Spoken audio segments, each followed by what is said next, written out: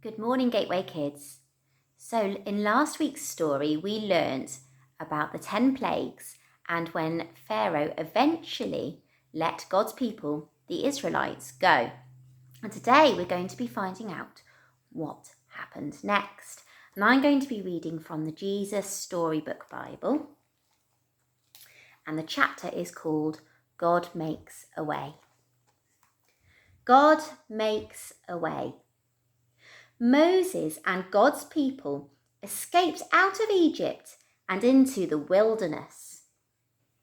They didn't know the way, but God knew the way and He would show them.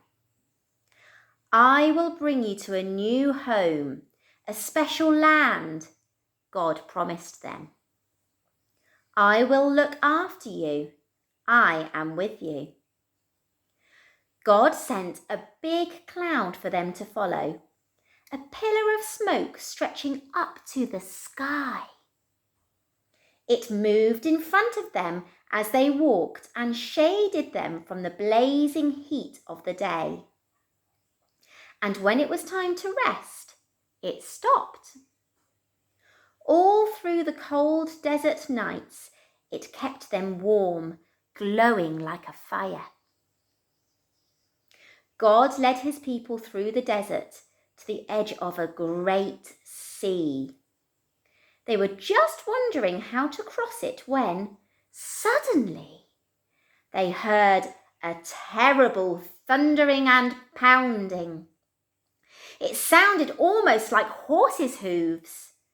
They shaded their eyes to look back and screamed. Ah!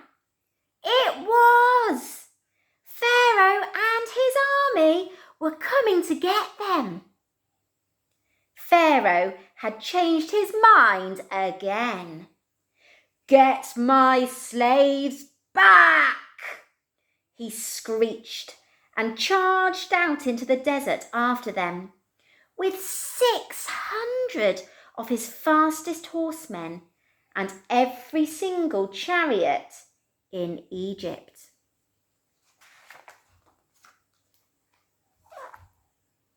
What were God's people going to do? In front of them was a big sea. It was so big there was no way around it. But there was no way through it. It was too deep. They didn't have any boats, so they couldn't sail across. And they couldn't swim across because it was too far and they would drown. And they couldn't turn back because Pharaoh was chasing them. They could see the flashing swords now, glinting in the baking sun and the dust clouds, and chariot after scary chariot surging towards them. So they did the only thing there was left to do. Panic! We're going to die! They shrieked.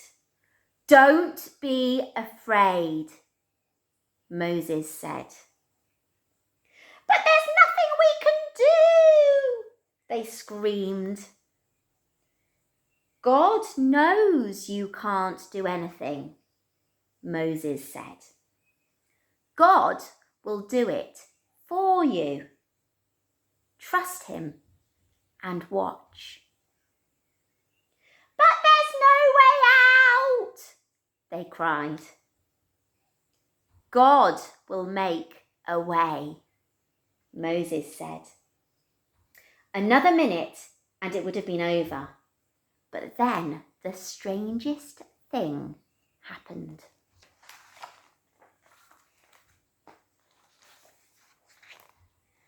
God made the pillar of smoke move. It moved behind His people and hid them from the Egyptians. Then God sent a strong east wind to blow all night long. It blew on the water of the big sea. It blew it to the left and it blew it to the right.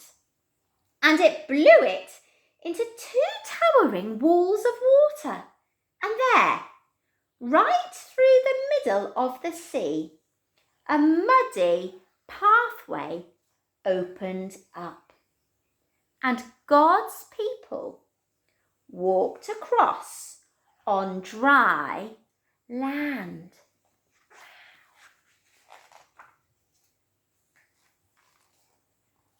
When the Egyptians tried to follow, the walls of water crashed back down on them and swallowed them up.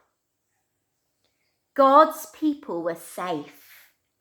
They danced and laughed and sang and thanked God.